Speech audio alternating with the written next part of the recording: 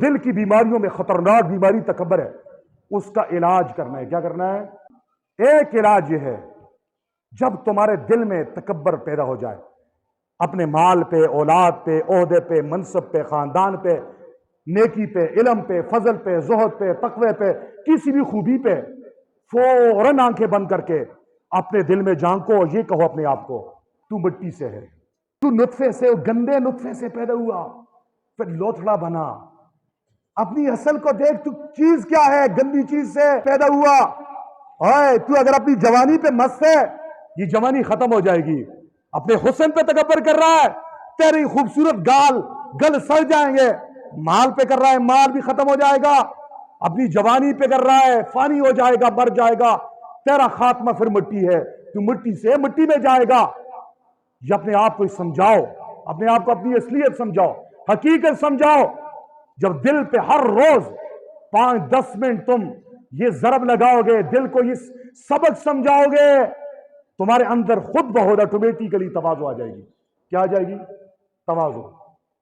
تواضع پیدا کرنے کے لیے دوسرا علاج بتا رہا ہوں، وہ یہ ہے، کسی صاحب نسبت بزرگ، شریعت اور طریقت کے پابند بزرگ، اس کے ہاتھ میں ہاتھ ڈال دو، اپنے آپ کو اس کے حوالے کر دو، اپنے آپ کو روحانی بیمار سمجھو، اور اس سے کہو میرا اختیار آپ کو ہے کہ میرے اندر یہ بیماریاں ہیں، یہ بھی میرے علاج کرو۔ جو آپ کہو گے میں وہ کروں گا، جو آپ کہو گے، اپنے آپ کو حوالے کرو گے، انشاءاللہ ساری روحانی بیماریاں اور تکبر سے پاک ہو جاؤ گے۔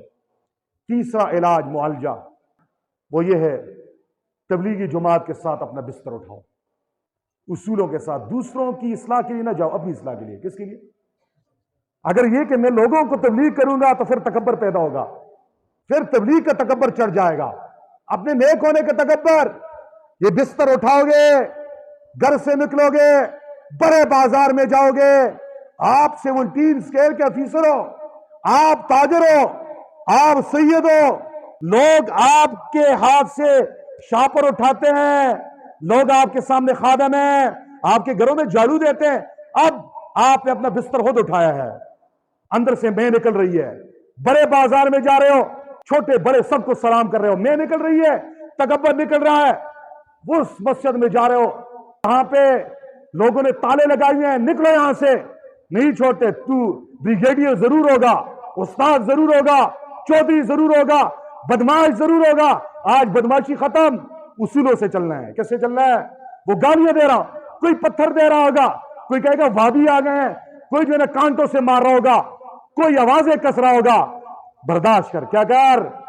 اندر سے سارا خناس نکلے گا، پھر مسجد میں کھڑے ہو کے سب کے سامنے اعلان کرو گے، یہ الگ۔ پھر زمین پہ لیٹو گے، وہ ایئر کنڈیشن کمرے، نرم نرم گدوں کو چھوڑ کے مسجد میں جہاں پہ گرد پڑی ہوئی ہوگی، ان مجاہدوں کے ساتھ جب 4 مہینے چلہ لگاؤ گے، خدا کی قسم واپس آؤ گے، سارا خناس نکل چکا ہوگا۔